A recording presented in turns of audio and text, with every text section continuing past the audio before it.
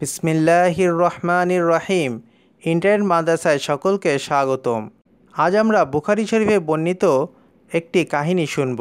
রাসূল করিম সাল্লাল্লাহু আলাইহি সাল্লামের অভ্যাস এরূপ ছিল যে তিনি প্রতিদিন ফজরের নামাজ আদায় করে সাহাবীদের দিকে মুখ ফিরিয়ে বসতেন এবং কেউ কোনো স্বপ্ন দেখেছে কিনা বা কারো কোনো কথা জিজ্ঞাসা করার আছে কিনা তা জানতে চাইতেন।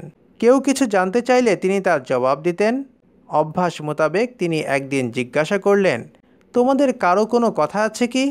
কেউ কিছু না বলায় তিনি নিজেই বললেন, আজ রাতে আমি অত্যন্ত সুন্দর একটি স্বপ্ন দেখেছি। তিনি বললেন, আমি স্বপ্নে দেখেছি দু ব্যক্তি আমার হাত ধরে আমাকে একটি পবিত্র স্থানের দিকে নিয়ে যাচ্ছে। কিছু দূর যাওয়ার পর দেখি একটি লোক মাটিতে বসে আছে আর তার পাশেই একজন দাঁড়িয়ে আছে। দাঁড়ানো লোকটির হাতে আছে একটি লোহার আংরা। সে ওই লোহার আংরা দিয়ে বসা লোকটির মাথা চিরে ফেলছে।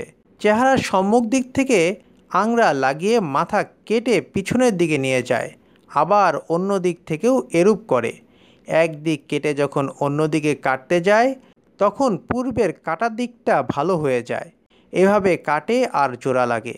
রাসূল করিম সাল্লাল্লাহু আলাইহি সাল্লাম বললেন, আমি এ অবস্থা দেখে সাথীদ্বয়কে জিজ্ঞাসা করলাম, বন্ধুগণ, ব্যাপার কি? তারা আমাকে বললেন, সামনে চলুন। আমরা সামনের দিকে অগ্রসর হলাম।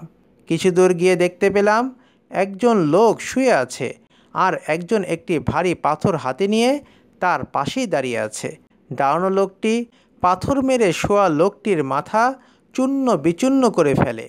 পাথর দ্বারা এত জোরে তার মাথায় আঘাত করে মাথা চূর্ণ বিচূর্ণ করে পাথরটি দূরে গিয়ে ছিটকে পড়ে। লোকটি পাথরটি কুড়িয়ে আনতে আনতে মাথাটি জোড়া লেগে যায়। সে পাথর কুড়িয়ে আবারও মারে, পুনরায় মাথা চূর্ণ বিচূর্ণ হয়ে যায়। এভাবে মাথায় পুণ্য আঘাত করতে থাকে। এ অবস্থা দেখে আমি ভীত সন্ত্রস্ত হয়ে গেলাম। সাথীদ্বয়কে জিজ্ঞাসা করলাম, ব্যাপার কি? আমাকে একটু বুঝিয়ে বলুন।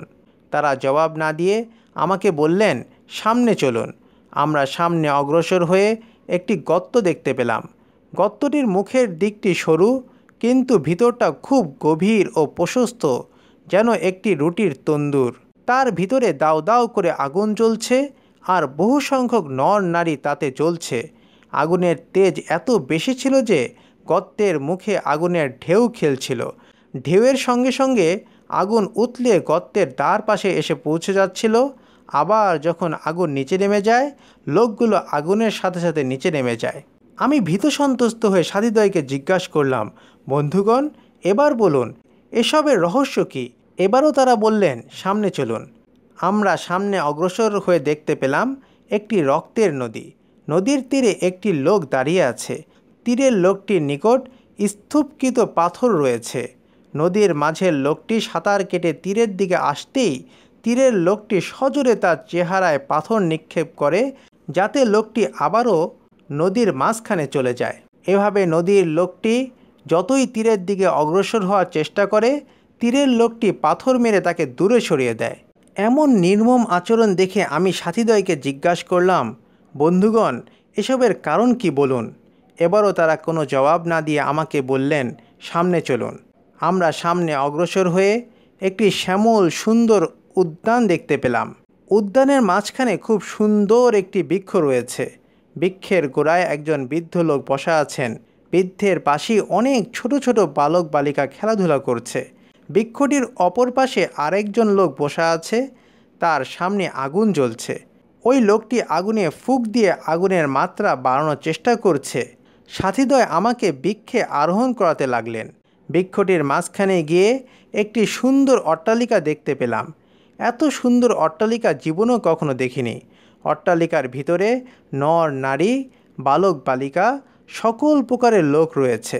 অট্টালিকার থেকে বের হয়ে সাথীরা আমাকে অনেক উপরে নিয়ে গেলেন তথা পূর্বাপেক্ষা সুন্দর অট্টালিকা দেখতে পেলাম। তার ভিতরে শুধু যুবক ও বৃদ্ধ লোক দেখতে পেলাম। আমি সাথীদ্বয়কে বললাম, আপনারা আমাকে বহু জায়গা দেখিয়ে ঘুরিয়ে ফিরিয়ে আনলেন, এবার বলুন এগুলোর রহস্য কী? সাথীদ্বয় বললেন, শুনুন। প্রথমে যে লোকটির মাথা আংরা দিয়ে চিরা হচ্ছিল সে ছিল একজন মিথ্যাবাদী। তার মিথ্যা বলার অভ্যাস ছিল। তার মিথ্যা দুনিয়াতে প্রচার হয়ে যেত, তাই তাকে এ ধরনের আযাব দেওয়া হচ্ছে।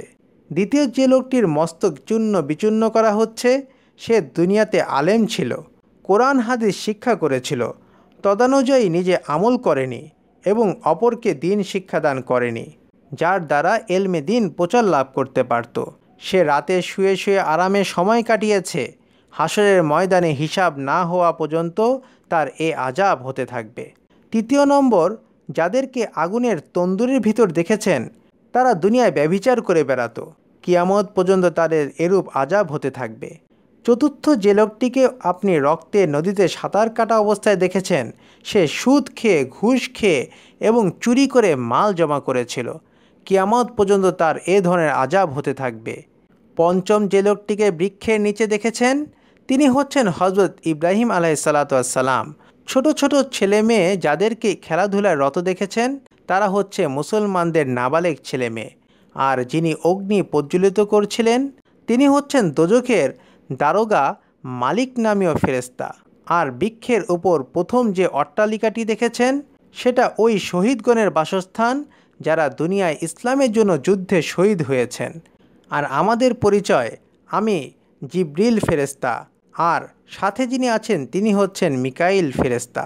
অতঃপর হযরত জিবরিল আলাইহিসসালাম রাসূল করিম সাল্লাল্লাহু আলাইহি সাল্লামকে বললেন, হযরত, আপনি উপরের দিকে নজর করুন। রাসূল করিম সাল্লাল্লাহু আলাইহি সাল্লাম বললেন, আমি উপরের দিকে মেঘের মতো কিছু দেখতে পেলাম। হযরত জিবরিল আলাইহিসসালাম বললেন, ওটা আপনার অট্টালিকা। আমি বললাম, আমাকে ছেড়ে দিন, আমি আমার অট্টালিকায় যাব। তিনি বললেন, এখনও আপনার যাবার সময় হয়নি, কারণ এখনও আপনার দুনিয়ায় হায়াত বাকি রয়েছে। দুনিয়ার হায়াত শেষ হলে ওখানে যাবেন। সহিহ বুখারী। ওমা আলাইনা ইল্লাল বালাগ। আসসালামু আলাইকুম ওয়া রাহমাতুল্লাহি ওয়া বারাকাতুহু।